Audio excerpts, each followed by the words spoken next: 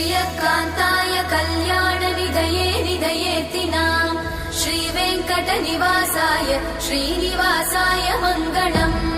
लक्ष्मी सविभ्रमालोक सुभ्रूविभ्रमचक्षुषे चक्षुषे सर्वलोकानां वेङ्कटेशाय मङ्गलम्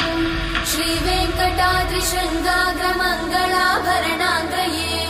मङ्गलानां निवासाय श्रीनिवासाय मङ्गलम् सर्वावयव सौन्दर्य सम्पदा सर्वचेतसां सदा सम्मोहनायास्तु वेङ्कटेशाय मङ्गलम् नित्याय निरवध्याय सत्यानन्दचिदात्मने सर्वान्तरात्मने श्रीमद् वेङ्कटेशाय मङ्गलम् स्वतः सर्वविदे सर्वशक्तये सर्वशेषिने